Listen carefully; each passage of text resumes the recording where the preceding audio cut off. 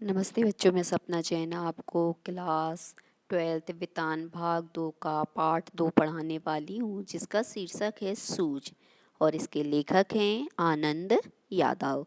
तो चलिए शुरू करते हैं आनंद यादव जी के जीवन परिचय से। जन्म 1935। इनका जन्म कब हुआ? 1935 में हुआ। कहाँ हुआ?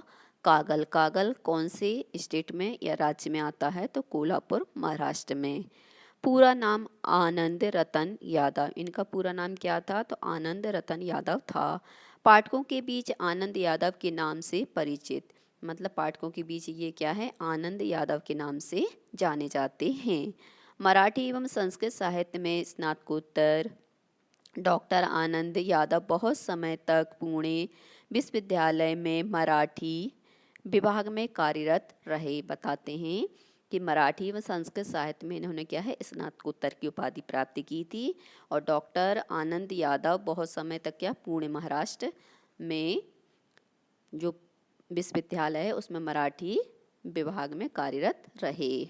अब तक लगभग 25 पुस्तकें प्रकाशित, मतलब अब तक इनकी लगभग 25 पुस्तकें प्रकाशित हो चुकी हैं। उपन्यास के अतिरिक्त कविता संग्रह, समालोचनात्मक निबंध आदि पुस्तकें भी प्रकाशित हैं। और बता रहे हैं उपन्यास के अलावा इनकी कविता संग्रह, समालोचक आत्मक निबंध और पुस्तकें भी प्रकाशित हैं। भारतीय ज्ञानपीठ से प्रकाशित नटरंग हिंदी पाठकों के बीच भी चर्चित है। और बताते हैं ये भारतीय ज्ञानपीठ से प्रकाशित इनकी नटरंग हिंदी पाठकों के बीच बहुत ज़्यादा चर्चित रही है। यहाँ प्रस्तुत अंश सूझ उपन्यास से लिया गया है। और यहाँ जब प्रस्तुत अंश है जो सूझ, हम पाठ का नाम पढ़े थे अभी और उसको जानेंगे आगे, वह उपन्यास से लिया गया है, जो सन 1990 में साहित्य अकादमी पुरस्कार से सम्मानित है। और जो सन 1990 में क्या है? साहित्य अकादमी पुरस्कार से सम्मानित किया जा चुका है। अब आते हैं पाठ का सार देखते हैं। सारांश। लेखक के पिता ने उसे पाठशाला जाने से रोक दिया तथा खेती के काम में लगा दिया। यहाँ पर लेखक के पिता ने क्या किया? ये पढ़ने के लिए चाहते थे तो इनको क्या है? स्कूल जाने से रोक दिया और जो खेती का कार्य था उसमें लगा दिया, कृषि कार्य में। उनका मन पाठशाला जाने के लिए तड़पता था, मतलब इनका मन करता था कि मैं भी स्कूल जाऊं, परंतु वह पिता से कुछ कहने की हिम्मत नहीं रखता था। परंतु उसमें इतनी हिम्मत नहीं थी कि वो पिता से अपनी ये बात रख पाता। उसे पिटाई का डर था, मतलब उसको ये डर था कि यहीं ऐसा ना हो कि मैंने बोला और पिताजी मेरी बहुत ज़्यादा पिटाई कर दे। उसे विश्वास था कि खेतों से कुछ नहीं मिलने वाला और उन्हें विश्वास था कि खेतों में कुछ भी नहीं रखा है, क्योंकि इनसे मिलने वाला लाभ घट रहा है, क्योंकि खेती से जो लाभ मिलता था वह क्या है? धीरे धीरे कम हो रहा है। पढ़ने के बाद नौकरी लगने पर उसके पास कुछ पैसे आ जाएंगे। दिवाली के बाद ईख पेरने के लिए कोल्हू चलाया जाता था, क्योंकि उसके पिता को सबसे पहले गुड़ बेचना होता था। तो बता रहे हैं कि यहाँ पर दिवाली आने से पहले गुड़ बनाते थे, और वो गुड़ क्यों बनाना रहता था? क्योंकि वो दिवाली पर गुड़ अच्छे से बिक जाता था ताकि अधिक कीमत मिल सके। और इसमें क्या होती थी? अच्छी कीमत भी मिल जाती थी। हालांकि पहले ईख काटने से उसमें रस कम निकलता था। ईख का मतलब यहाँ गन्ने से है, तो गन्ना काटने से उनमें क्या होता था? रस कम मिलता था। इस वर्ष भी लेखक के पिता ने जल्दी कार्य शुरू किया, अतः ईख पेरने का काम सबसे पहले संपन्न हो गया और इन्होंने क्या है? गन्ने का रस निकाल दिया और ये कार्य इनका जल्दी भी पूर्ण हो गया। एक दिन लेखक धूप में कंडे थाप रही थी और वह लेखक मतलब थाप रहे थे, वह बाल्टी में पानी भर भर कर उसे दे रहा था। मतलब एक दिन क्या हुआ? लेखक धूप में कंडे थाप रहे थे, वह क्या कर रहे थे? बाल्टी में पानी भर भर कर उन्हें दे रहे थे। अच्छा मौका देखकर लेखक ने माँ से पढ़ाई की बात की, मतलब माँ यहाँ पे कंडे थाप रही थी और लेखक उन्हें पानी दे रहे थे, और इसी मौके को देख करके लेखक ने क्या किया? माँ से अपनी पढ़ाई की बात रख दी। माँ ने अपनी लाचारी प्रकट करते हुए कहा कि तेरी पढ़ाई लिखाई की बात करने पर वह बरहेला सुअर की तरह गुर्राता है। मतलब यहाँ पर जैसे ही मैं तेरी पढ़ाई की बात पिता के सामने रखूंगी तो तेरे पिता क्या है? बरहेला सुअर की तरह मेरे पर चिल्लाएंगे। लेखक ने सुझाव दिया कि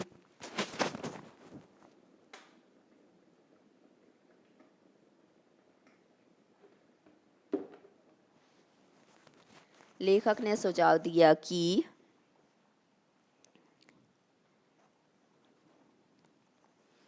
वह दत्ताजी राव सरकार से उसकी पढ़ाई के बारे में बात करें। और लेखक ने यहाँ पर कहा कि मतलब जो दत्ता जी हैं उनसे आप मेरी पढ़ाई की बात करो। माँ तैयार हो गई। वह बच्चे की तड़पन समझती थी, अतः रात को लेखक की पढ़ाई के संबंध में बात करने के लिए दत्ता जी राव देसाई के पास गई और उनसे सारी बात बताई। उसने बताया कि दादा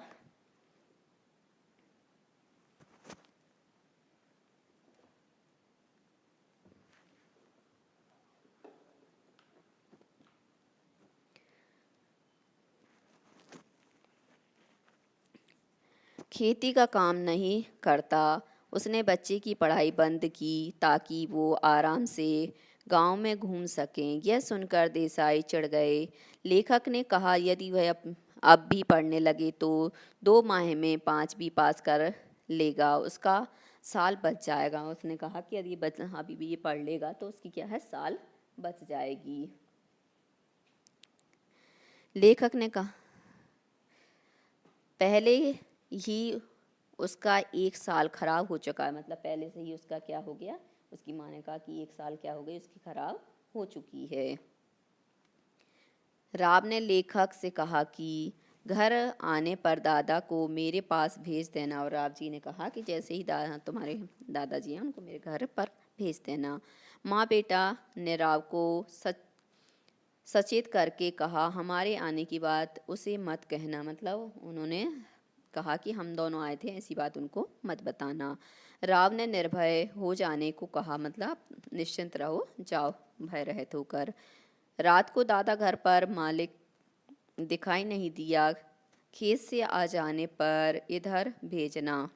यह सुनकर दादा सम्मान की बात समझकर तुरंत चला गया।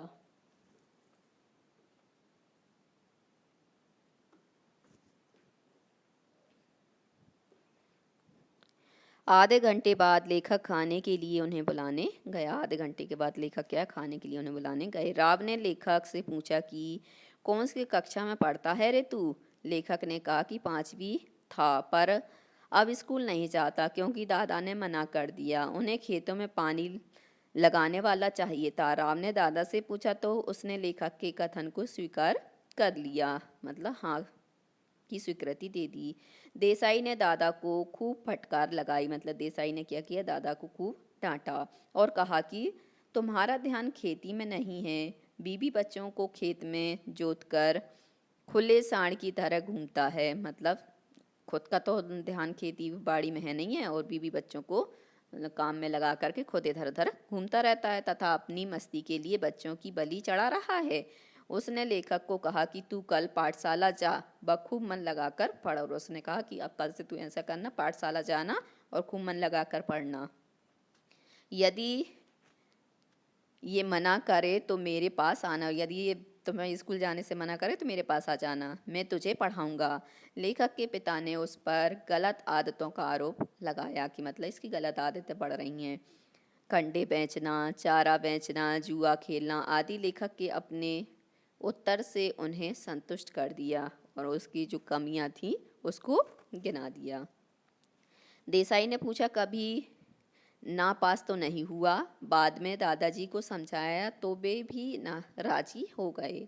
घर आकर उसने लेखक से कहा दिन निकलते खेत आना बा, वहाँ से पाठशाला जाना। जैसे ही सुबह हो तो खेत पे आना और खेत पे आने के बाद पाठशाला जाना। छुट्टी के बाद खेत पर आकर घंटा भर ढोर चराना। खेतों में ज़्यादा काम हो तो साला से गैर हाजिर रहना होगा, मतलब अनुपस्थित रहना होगा। लेखक ने सभी बातें मानी। लेखक ने सभी बातें स्वीकार कर ली, बातें या शर्तें स्वीकार कर ली।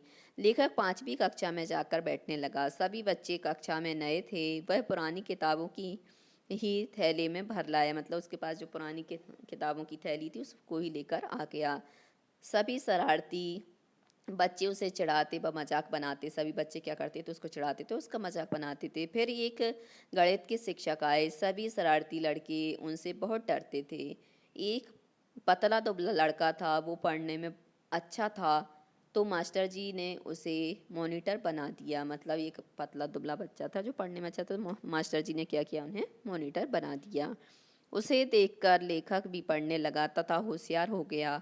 बाद में दोनों में मित्रता हो गई। मास्टर जी लेखक को आनंदा कहने लगे, मतलब प्यार से उसका नाम आनंद था तो आनंदा कहने लगे। फिर एक मराठी के मास्टर जी आए। वे बहुत अच्छी कविताएं गाते थे।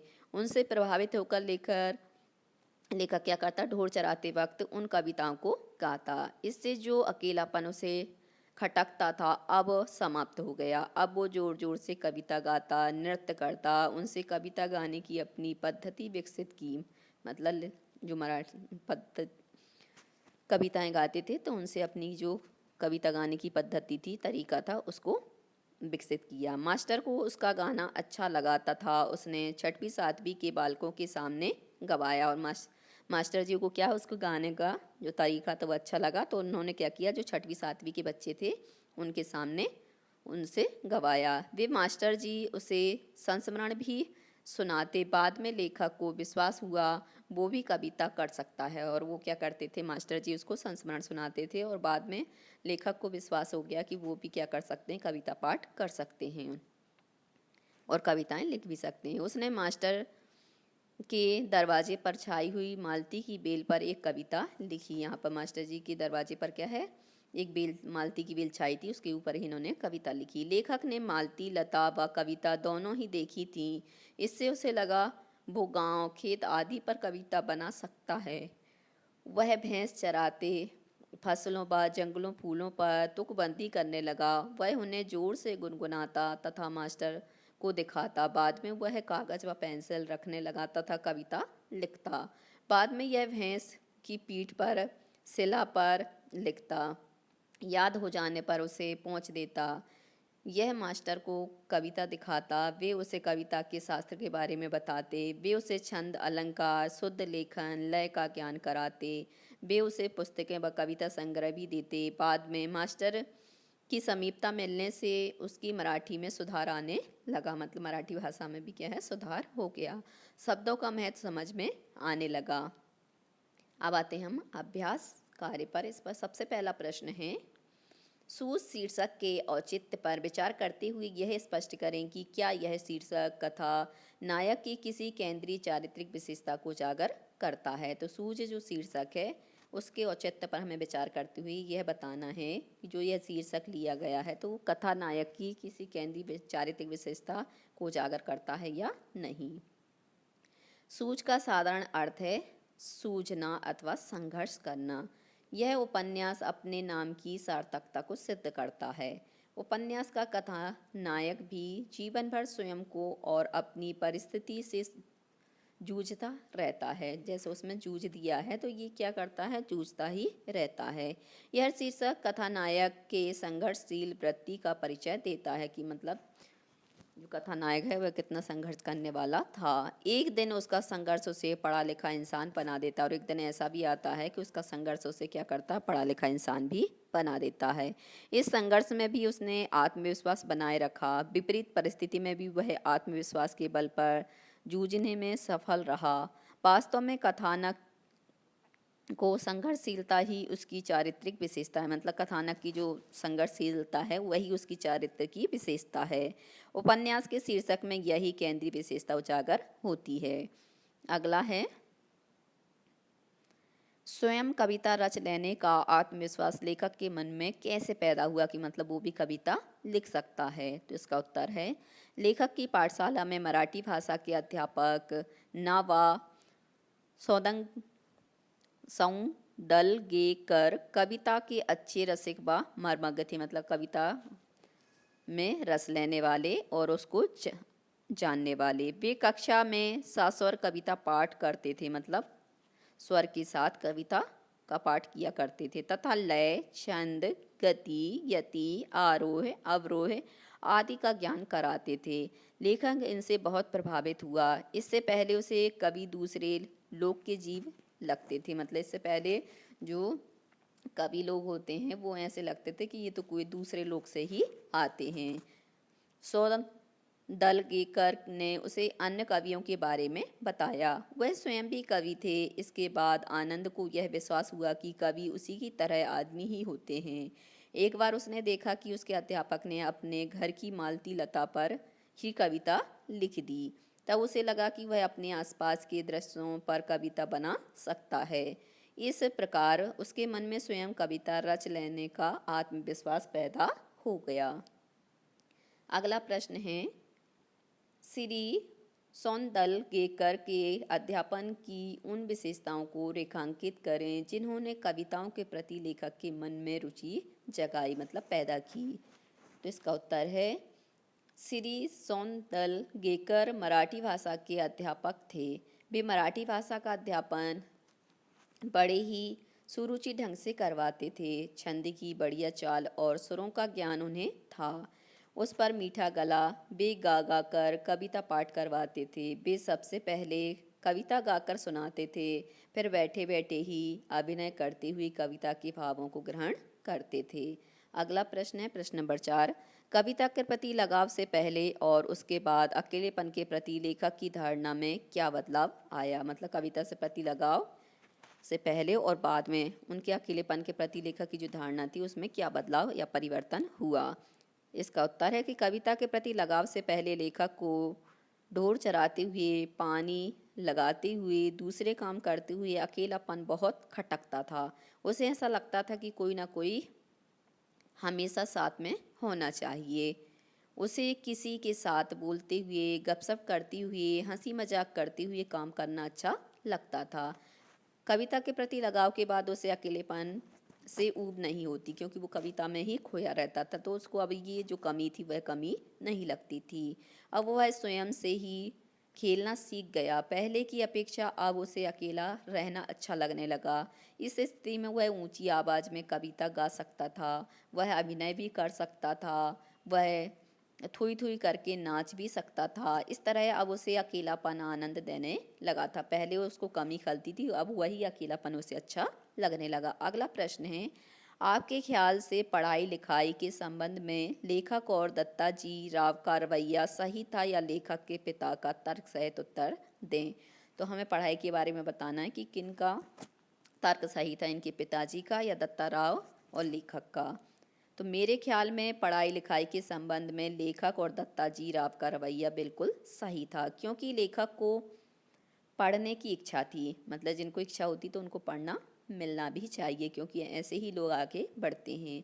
जिसे दत्ता जी राव ने सही पहचाना, उसकी प्रतिभा के बारे में दत्ता जी ने पूरी तरह जान लिया था। वैसे भी लेखक को पढ़ाने के पीछे दत्ता जी राव का कोई स्वार्थ नहीं था, जबकि लेखक के पिता का पढ़ाई लिखाई के बारे में रवैया बिल्कुल गलत था। उनका स्वभाव जो था गलत था कि नहीं पढ़ाना चाहिए, उनका तरीका गलत था। वास्तव में लेखक का पिता अपने स्वार्थ के लिए अपने बेटे को नहीं पढ़ाना चाहता था, क्योंकि उसको स्वार्थ था कि खेतों में काम करेगा, पैसा आएगा तो 4 पैसा कमाएगा, इसलिए नहीं पढ़ाना चाहता था। जबकि दत्ता को कोई स्वार्थ नहीं था। उसे पता था कि यदि उसका बेटा स्कूल जाने लगा तो उसे ऐश करने के लिए समय नहीं मिलेगा, ना ही वह टखमा बाई के पास जा सकता था। इसलिए हमें दत्ता जी राव और लेखक का रवैया पढ़ाई के संबंध में बिल्कुल ठीक लगता है, उसके पिताजी का नहीं। अगला प्रश्न है, दत्ता जी राव के पिता पर दबाव डलवाने के लिए लेखक और उसकी माँ को एक झूठ का सहारा लेना पड़ा। यदि झूठ का सहारा ना लेना पड़ता तो आगे का घटनाक्रम क्या होता, अनुमान लगाइए। यदि मतलब वो दत्ता जी राव के पास झूठ बोल कर नहीं जाते और उनसे भी ये बात नहीं रखते कि मतलब हमारे पतिदेव को मत बताना, तो क्या प्रभाव पड़ता है ये हमें बताना है। तो इसका उत्तर है, अनुमान लगाना है हमें, तो अनुमान लगाएंगे यहाँ पर। दत्ता जी राव ने पिता पर दबाव डलवाने के लिए लेखक और उसकी माँ को एक झूठ का सहारा लेना पड़ा। यदि दोनों ने झूठ का सहारा नहीं लिया होता तो दत्ता जी राव उसके पिता पर दबाव नहीं दे पाते। लेखक पिता द्वारा दिए गए ही काम करता, मतलब खेतों में ही लगा रहता और अपना मन की इच्छा मन में ही रह जाती, उसकी पढ़ाई लिखाई नहीं हो पाती, वह सारा जीवन खेती में ही लगा रहता। इस झूठ के बिना हमें यह प्रेरणादायक कहानी भी नहीं मिल पाती। इस तरह कभी कभी एक झूठ भी मनुष्य का व समाज का विकास करने में सक्षम साबित होता है। तो कभी कभी ऐसा बोलते हैं कि ऐसा झूठ झूठ नहीं कहलाता जिसमें किसी जीव की प्राण बच जाएं या किसी का जीवन संवर जाए। तो ऐसे झूठ को झूठ नहीं मान सकते। तो बच्चों, आज के लिए सिर्फ इतना ही। यदि आपको हमारा ये वीडियो पसंद आया है तो लाइक कीजिए, शेयर कीजिए, सब्सक्राइब कीजिए तथा इस पाठ से संबंधित कोई भी प्रश्न है तो नीचे कमेंट्स में पूछ लीजिए। धन्यवाद।